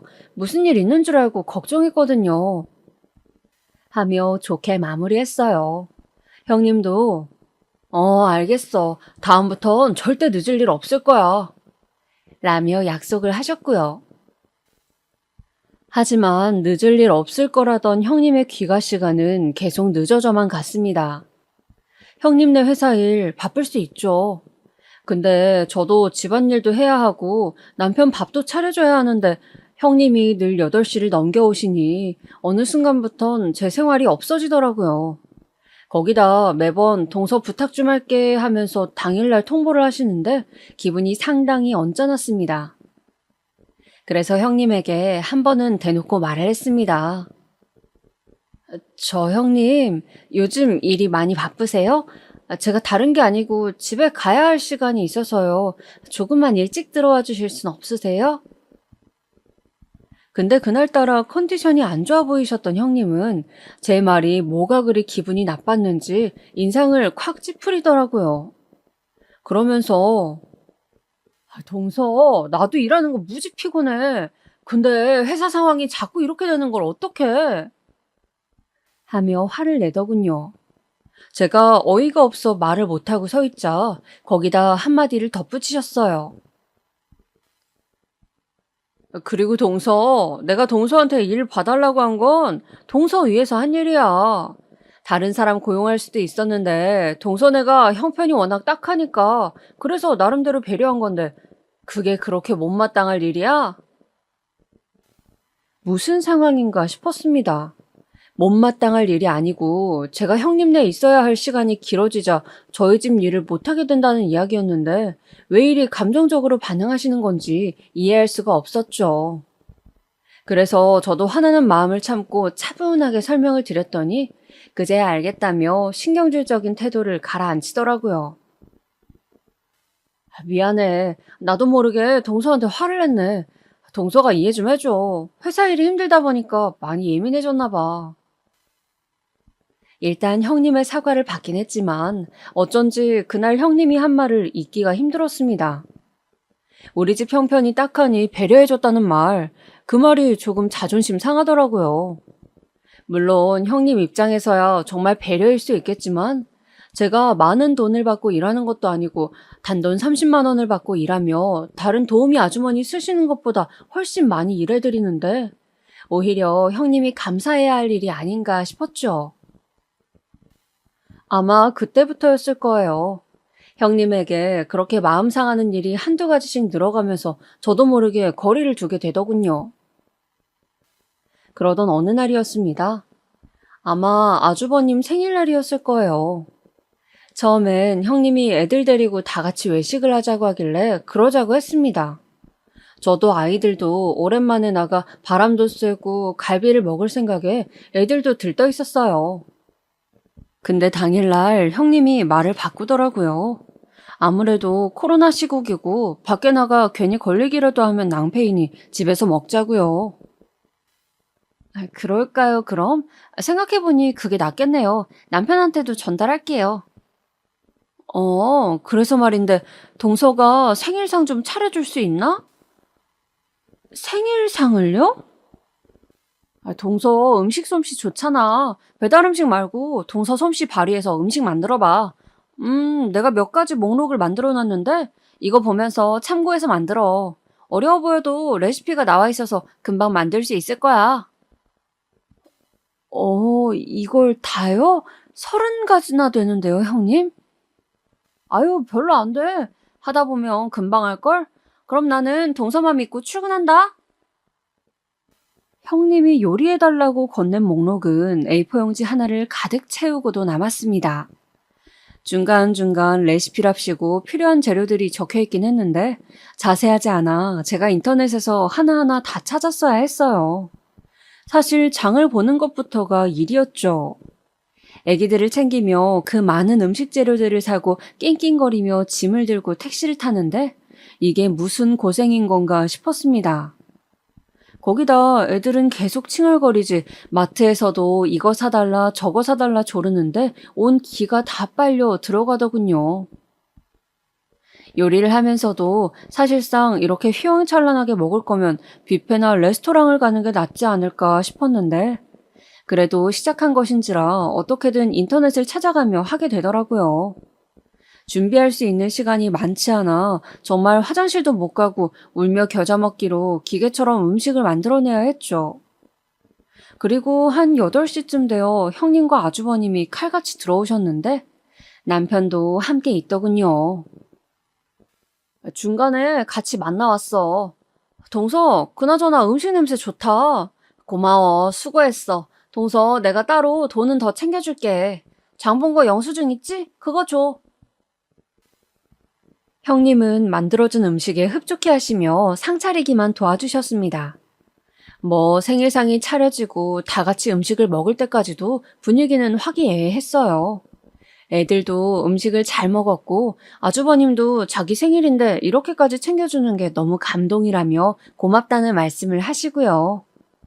평소 과묵하신 분이 그렇게까지 말해주시니 마음도 좀 누그러졌습니다. 근데 일은 그 이후 일어났어요. 밥을 다 먹고 냉장고에서 케이크를 꺼냈는데 아이를 데리고 씻으러 간 형님이 갑자기 비명을 지르는 겁니다. 어머나, 이게 뭐야? 뭐가요, 형님? 무슨 일 있어요? 아니, 이것 좀 봐, 동서. 우리 애 발목에 피멍이 들었잖아. 어머, 몰랐어요, 형님. 제가 오늘 하도 정신이 없어서. 동서. 아무리 정신이 없었다 해도 이게 말이 돼? 애는 챙기면서 했었어야지. 무슨 일이야, 당신? 왜 그래? 형님이 난리를 피우자 아주버님부터 남편까지 모두 달려오셔선 이 광경에 끼게 되셨습니다. 남편은 그 와중에 멍하니 지켜보고만 있더라고요.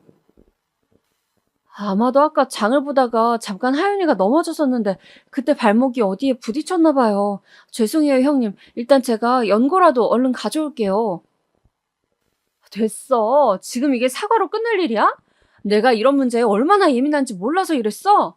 애가 넘어질 것 같으면 잡아줬어야지.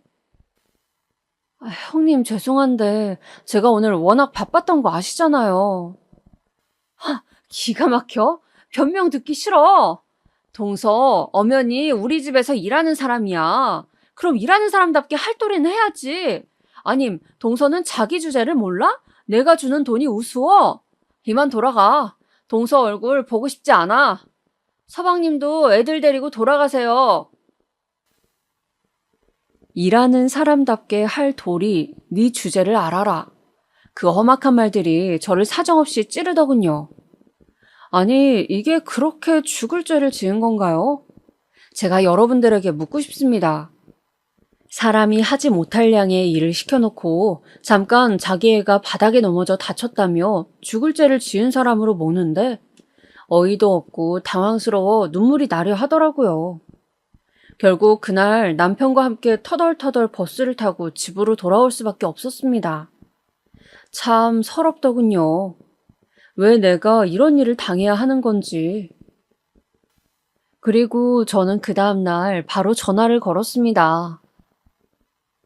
형님, 이런 말 문자로 달랑 보내는 건 예의가 아닌 것 같아 전화드려요. 아무래도 저 몸이 아파서 애들 돌보는 건 못 도와드릴 것 같아요. 남편도 챙겨줘야 할 것 같고요. 그렇게 말을 하고 미련 없이 전화를 끊었습니다. 그런데 그땐 별말이 없던 형님이 정확히 2주일 후 갑자기 저에게 다시 전화를 걸어왔더군요. 무슨 용건인지 몰라 받았는데 의외의 내용이었어요. 저기 동서, 내가 생각해봤는데 나 동서가 아니면 안 될 것 같아. 사실 다른 분을 소개받아 써보기도 했는데 일하는 게 영 내 마음에 안 들기도 하고 애들 맡기는 일이다 보니 솔직히 다른 사람 손에 맡기는 것도 겁나더라고. 요즘 별의별 뉴스가 다 나오잖아. 그래서 말인데 동서가 다시 와서 우리 애들 좀 봐주면 안 될까? 월급도 올리고 무엇보다 동서가 애들 보는 일에만 집중할 수 있게 다른 일들은 부탁하지 않을게. 형님은 그런 내용들을 내려놓으며 1시간이나 저를 설득했어요. 앞으로 귀가 시간도 늦지 않게 잘 맞추겠다. 돌보는 일 이외에는 다른 일은 부탁하지 않겠다 하는 조건들을 내세우면서요. 무엇보다 자기가 제 감정을 상하게 한 전번 일이 미안하다며 사과를 하더군요. 내가 많이 경솔했어. 그냥 잠시 내가 미쳤었다 생각하고 봐주라. 나도 가끔 감정 조절이 안 되는 게 속상해. 정말 미안해. 네, 알겠어요. 그럼 생각해 볼게요. 생각할 시간은 주실 거죠? 그럼 당연하지. 알았어. 사과를 듣긴 했지만 아직 지난 일에 대한 앙금이 풀린 건 아니었던지라 저는 생각해 보겠다 하곤 전화를 끊었습니다. 그리고 몇 날 며칠 고민을 했죠. 근데 어느 날 남편이 이 말을 듣곤 뻘쭘한 얼굴로 그러더군요. 당신 돈 벌 때 딱히 없으면 거기서 일하는 게 어때? 형수님도 미안하다고 사과했다며. 사과야 했지. 근데 내 마음이 안 풀렸잖아. 아직 난 시간이 필요해. 알았어, 당신 마음. 아니, 근데 다른 게 아니고 사실 내가 이번 달 생활비 못 갖다 줄 것 같아서 그래. 뭐? 생활비를 못 준다고? 설마 당신 직장 잘렸어? 남편은 아무 말 없이 고개를 푹 수그리고 있더라고요. 어떻게 들어간 직장인데. 제가 왜 그만뒀냐 물으니 남편은 상사의 부당한 처사가 마음에 안 들어 그만두었다고 하더라고요. 원래도 성미가 제멋대로인 면이 있어 직장 생활을 애초에 그만두고 자기 사업을 시작한 거긴 했지만 이런 일이 벌어지고 나니 남편이 참 한심했습니다. 그래도 우리 남편 재기할 수 있을 거라고 믿으며 버텨온 세월이 있었는데 가정을 위해 한 번만 더 참을 순 없었나 하는 생각이 들더라고요. 결국 그 말을 제 입으로 내뱉게 되었고요. 내가 지금 얼마나 고생하는지 당신 몰라서 그래? 그래야만 했어? 참았어야지, 어떻게든. 야, 너는 말을 꼭 그딴 식으로. 애나 돌보는 네가 뭘 알아? 물론 남편도 여기에 지지 않았죠. 너는 애만 키우니 직장일 돌아가는 거 모르는 거라며 자기가 얼마나 수모를 당해왔는지 아냐며 그런 말들을 하는데 솔직히 귀에 제대로 들리지도 않았습니다. 결국 남편이 생활비를 못 주는 상황이 되자 저는 형님의 제안을 받아들이게 되었습니다. 대신 전해야 할 말은 하고 시작했죠. 형님을 직접 만나 말했습니다. 형님, 그러면 형님도 저에게 약속해 주셔야겠어요. 일단 형님이 전에 말씀하신 저 조건들 꼭 다 지켜주세요. 그리고 저도 제 조카들이니 최선을 다해 돌보겠지만 혹시나 급한 일이 생겼을 땐 미리 형님께 말씀드릴 테니 사정도 참작해 주셨으면 좋겠어요. 제가 뒤에말을 굳이 붙인 이유는 전번날 갑자기 친정에 갈 일이 생겨 애들을 못 돌봐줄 것 같다 하자 온갖 기분 나쁜 척을 다 했던 형님이 생각났기 때문이에요. 그래서 이 부분을 꼭 짚고 넘어갔어요. 형님도 제 말을 듣고 마음이 급했는지 그럼 동서가 원하는 거 다 들어줄게. 걱정하지 말고 편한 마음으로 와. 라고 하더군요. 다시 일을 시작하고 나서 가장 좋았던 건 조카들이었는데요. 조카들은 제가 안 와 보고 싶었다면서 저에게 안겨 칭얼거리더라고요. 몇 달간 봐주다 보니 어느새 저도 정이 더 푹 들었는지 조카들의 포옹이 더욱 애틋하게 느껴졌습니다. 하지만 그러면서도 마음속은 언제나 약간 불안불안 조마조마했던 것 같아요. 언제 형님이 돌변하실지도 모른다는 생각에 말이죠. 참, 가족 간에 어느 정도 돈을 받고 일을 한다는 게 쉽지 않구나. 가불관계로도 번질 수 있구나 하는 깨달음들 그때 참 많이 알고 그렇게 온몸으로 겪게 되었습니다. 그런데 다행히도 형님은 저번 일이 있으시고 난 후엔 좀 달라지셨어요. 노력하는 티가 났달까요? 저만 챙긴 게 아니고 저희 애까지 챙겼거든요. 그런 일이 생전 없었는데 집에 들어올 때 맛있는 간식거리를 사온다거나 동서 집 가서 음식하기 귀찮을 거 아니야. 이거 서방님이랑 먹어 하며 초밥을 사오시기도 하고요. 제게 미안해서 이런다는 걸 알았지만 그런 모습이 몇 달 지속되니 저도 사람인지라 다시 예전 형님의 좋은 모습도 생각나고 잘 지내고 싶어졌습니다. 하지만 그러던 와중 친정에 안 좋은 일이 생겼어요. 왜 꼭 삶은 어느 순간 갑자기 불안해지고 위태로운 건지 아니면 저에게만 이러는 것인지. 원래도 어머니께서 지병이 있으셨는데 합병증이 생겨 병원에 길게 입원해야 할 처지가 된 거예요. 저희 친가 쪽도 사실 여유가 없어 저보다 그나마 형편이 나은 동생이 엄마의 병원비를 대야 했는데 언니로서 너무 미안하더라고요. 거기다 더 큰 문제는 간병인이었는데요. 사실상 간병인비가 꽤 많이 나가 이 문제를 동생에게만 맡겨놓기 그랬어요. 그래서 아무래도 안 되겠다 싶어 낮 시간대에는 간병인을 쓰고 제가 저녁 시간대에 엄마 간병을 하기로 했습니다. 대신 저녁에 엄마 병원에 있는 동안엔 집에 있는 남편이 애들을 돌봐주고요. 저도 자식을 낳았지만 엄마가 되어보니 더 엄마 마음을 알아서 그런가?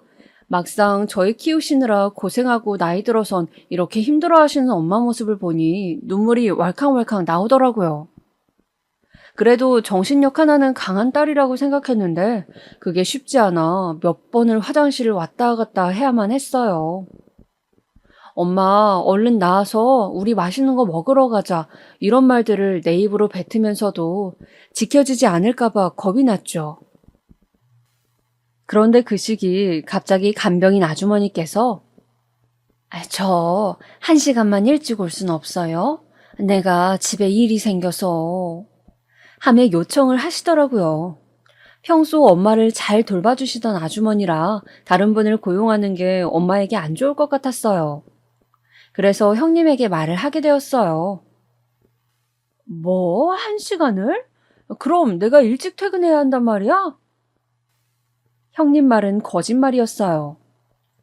아주버님 말로는 형님이 이제 회사 안 나오고 집에서 애를 봐도 된다고 했는데 형님은 집에 있기가 싫으셨던 건지 회사를 계속 나가신다 했고 며칠 보다 보니 늘 쇼핑백들을 몰래 들고 오는 게 회사 나가는 핑계로 주변에서 쇼핑하고 차 마시고 놀다 들어오는 것 같았거든요. 아휴, 그래. 동서 사정이 그렇다는데 내가 이해해줘야지. 알겠어. 또 그만두면 안 되잖아. 거기다 이 말투. 마치 자신이 큰 성심 쓰듯 집에 일찍 들어온다는데 상당히 거슬렸습니다. 분명 본인 친구들 만나 카페 가고 맛있는 거 먹다 들어오는 게 분명했는데 괜히 일핑계로 그러니까요. 그래도 이 속마음을 그대로 티낼 순 없어서 고맙다고 하고는 그때부턴 1시간씩 일찍 퇴근해 애는 집에 두고 저만 병원으로 향하게 되었어요. 그런데 참 왜 이리 사람 인생이 짧고 허망한 건지. 엄마의 회복을 바라며 지내던 어느 날 엄마가 잠깐 창문을 열어달라 하시더니 꽃을 보고 싶다 하더라고요. 꽃을? 엄마 꽃 별로 안 좋아하잖아. 생일날 내가 사다 줘도 싫어하던 사람이? 모르겠네. 꽃이 이쁘네, 참. 나도 다음 생엔 꽃으로 태어났으면 좋겠다. 엄마는 이상할 정도로 며칠 내내 꽃을 하염없이 바라보셨어요. 그리고 그땐 그저 저는 엄마가 바깥에 나가고 싶으신가 보다 하고 생각했어요. 그게 어떤 마지막을 예감하고 그러신 건 줄도 모르고요.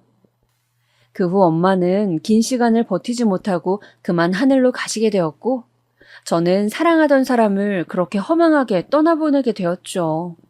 너무 힘든 시간이었습니다. 처음 겪어보는 상실감, 가족을 잃었다는 생각에 모든 것을 손에서 놓고 싶었어요. 늘 내 곁에 있을 줄만 알았는데 당연히 지금보다 훨씬 더 오래 살 수 있을 거라 생각했는데 이별은 왜 이리 짧고 순식간이어야만 하는 건지 엄마와 함께했던 아름다운 추억과 기억들이 하루에도 여러 번씩 생각이 나 눈물이 마를 날이 없었습니다. 그런데 그렇게 2달 정도 지난 어느 날 형님에게서 전화가 걸려왔어요. 동서 괜찮아? 걱정 많이 했잖아. 네, 형님 괜찮아요. 걱정해 주셔서 감사해요. 그나저나 애들은 잘 있어요? 잘 있지, 우리 애들은. 동서 없는 동안 다른 분한테 맡겼지 뭐. 아휴, 근데 이분이 일을 너무 못하셔서 우리 애들 입맛에도 안 맞는 거 해주고 내가 몇 번을 말해도 계속 그러시니까 그냥 잘라버렸어. 아, 그랬군요. 처음엔 저를 걱정하는 듯한 말투에 안부 전화인 것 같았지만 말하는 걸 계속 들어보니 전화의 목적을 알겠더라고요. 하지만 어쨌든 저도 다시 삶을 살아가야 하는 입장이고 하니 그럼 형님 제가 다시 애들 돌보고 할게요 라고 말했습니다. 형님은 당연히 뛸 듯이 기뻐했고 저는 다시 출근을 하게 되었죠. 하지만 얼마 못 가 그 일이 터지고 말았습니다. 그것도 제가 결코 참을 수 없는 일이었던지라 저는 이 일로 형님네와 영원히 인연을 끊게 되었고요. 그날은 형님의 생일날이었어요. 왜 생일날에 자꾸 이런 일들이 터지는 건지. 형님은 자기가 태어난 그날을 상당히 중요하게 생각하는 편이었습니다. 거의 생일 일주일 전부터는 자기는 호화스러운 호텔 레스토랑에 스파에 이런 것들을 모두 누려야 한다며 노래를 불러댔거든요. 근데 갑자기 그날은 저를 또 호출하더라고요. 동서, 내 생일날 사실 해외로 여행을 가려 했는데 그이 회사 일정이랑 겹치고 안 맞고 해서 그냥 이번엔 조촐하게 보내기로 했어. 그래서 말인데 이번에도 동서가 준비해주는 게 어때? 제가요? 근데 저번처럼 막 목록 내밀고 그런 짓 안 할게. 내가 그러지 않기로 약속했잖아. 배달 음식도 섞어서 간단히 잡채랑 불고기 정도만 만들어 먹자. 내 생일이니까 그 정도는 해줄 수 있지? 이렇게 말하는데 거절하기 힘들었어요. 거기다 배달 음식을 섞어도 된다 하니 형님이 많이 변하긴 했구나 하는 생각이 들었습니다.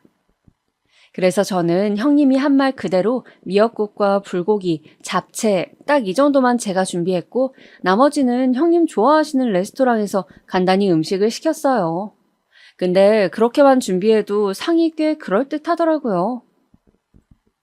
그렇게 형님과 아주버님이 돌아오신 후 약속하던 시간에 맞춰 폭죽을 터뜨리는 이벤트도 하고 분위기 좋게 시작했습니다. 하지만 형님 얼굴이 상을 보더니 확 굳어지시더라고요. 접시에 담아놓긴 했지만 모양새를 보곤 아신 거죠. 동서 이거 배달 음식이지? 동서 정말 시켰구나. 아니 나는 그냥 한 말인데. 네? 저는 형님이 그렇게 해도 된다길래. 아유, 왜 그래? 재수씨가 이렇게 신경 써준 게 어디야. 얼른 앉아. 아주버님의 말에 형님은 일단 앉긴 했지만 표정이 계속 풀리지 않았죠. 그때 되니 저도 기분이 언짢아졌고 남편은 저희 둘 사이에서 눈치를 보더군요. 그때 아주버님이 재수씨 잡채 했네요. 우리 재수씨 잡채 진짜 맛있게 잘하는데 여보 한번 먹어봐. 하며 잡채 하나를 집어 형님 밥숟가락에 얹더라고요. 그때까지만 해도 곧 분위기가 풀리겠지 싶어 묵묵히 밥을 먹고 있었습니다. 그런데 다음 경악할 일이 일어나더군요. 형님이 잡채를 한 입 넣더니 입에 있던 잡채를 도로 퇴 뱉는 겁니다. 아니, 이거 지금 사람 먹으라고 한 거 맞아? 왜 이렇게 짜? 여보, 나 물 좀 줘. 아유, 정말 더럽게 짜네. 못 먹겠어. 잡채는 짤 리 없었습니다. 그냥 자기 생일상에 배달 음식 시켜 짜증났다는 걸 이런 식으로 꼬투리 잡아 푸는 거였습니다. 그렇게 형님 의도가 파악이 되자 저도 열이 받아 도저히 음식이 안 넘어가더라고요. 결국 숟가락을 내려놓곤 잠시 열을 식히기 위해 부엌으로 갔어요. 근데 그 뒤를 형님이 쪼르르 따라와선 옆에 아까 쓰고 남은 대파를 들더니 제 머리를 툭툭 치더군요. 동서, 돈 받기 싫어? 살만한가 봐.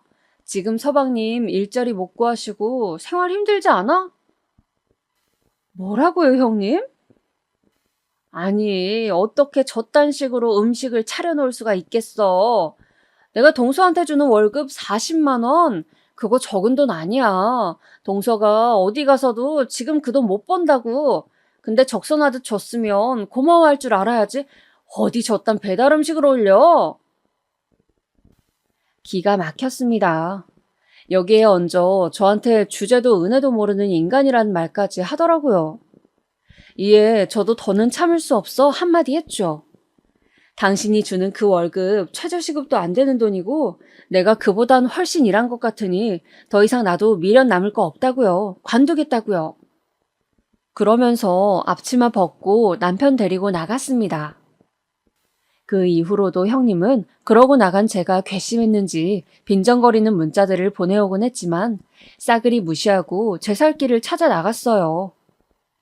참 신기했던 것이 그날부로 열심히 집에서 할 수 있는 일들을 찾아보기 시작했는데 몇 가지가 있더라고요. 블로그 작성 아르바이트나 이런 소소한 것들이었는데 형님 네에서 일하던 것보다야 훨씬 돈이 되었고 그때 저는 제가 한 길밖에 몰랐다는 것을 깨달았습니다. 진즉 이런 방법이 있었다는 걸 알았으면 그 고생을 하지 않아도 되었을 텐데 후회도 되었어요.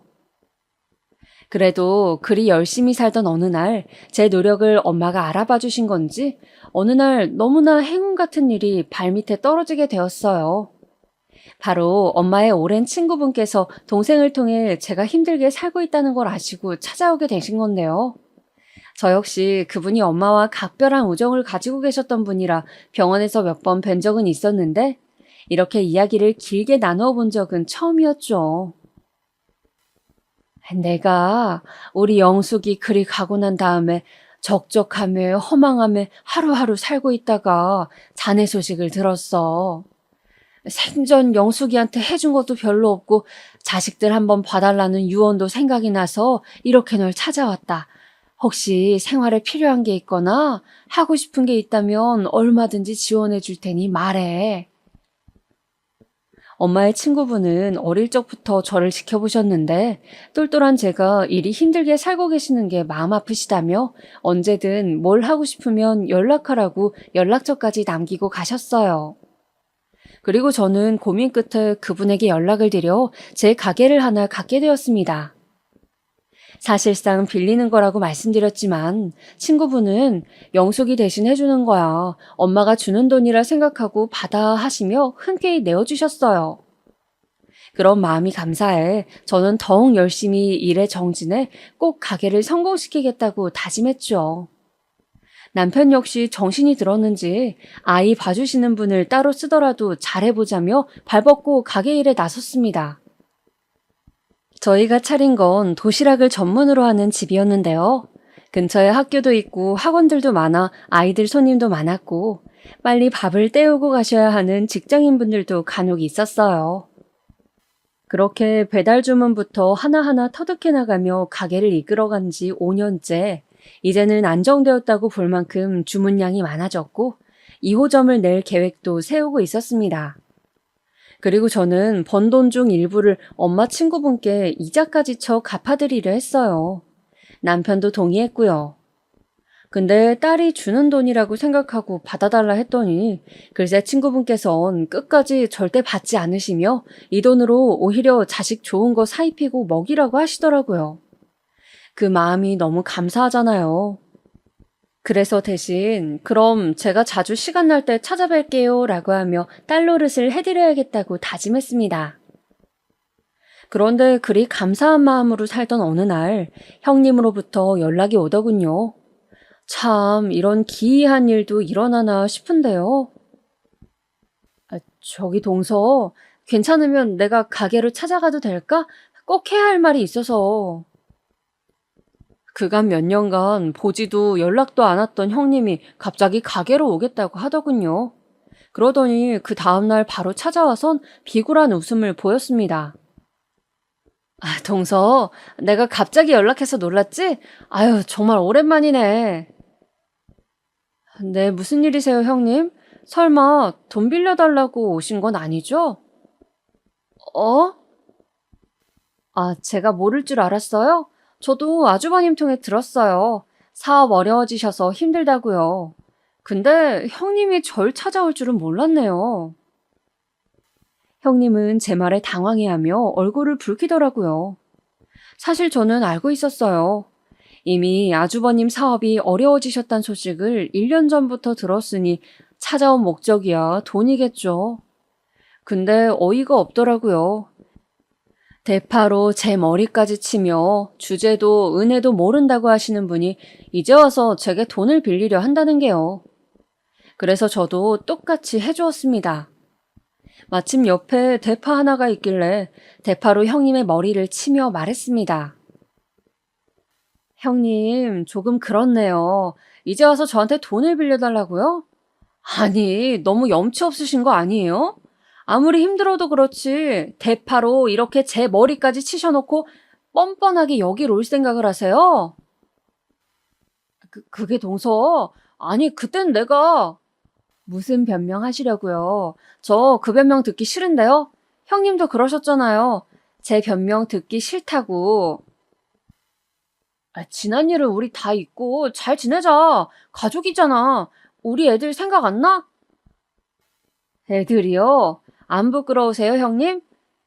형님은 제 애가 있는 와중에도 머리 쳐넣으시고 애들 핑계로 동정심 구걸하지 마시고 이제 그만 꺼지세요, 형님.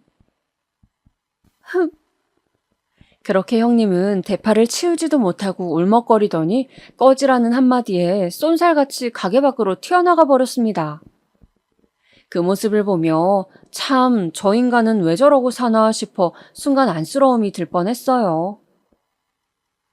혹시 여러분 주변에도 그런 사람 없으신가요? 화가 나면 본색이 드러나 당연하다는 듯 하대하고 갑질하는 사람들이요. 여러분의 상사든 가족이든 분명 그런 관계로 여러분을 대하는 사람들이 있다면 반드시 피하시길 부탁드려요. 가족이면 더 끔찍한 일이겠지만 그런 사슬은 애초에 끊어내는 게 맞는 것 같아요. 저 역시 그 이후 너무나 잘 살게 되었으니까요. 마지막으로 제 이야기 들어주셔서 감사하다는 말씀드리며 마무리할게요.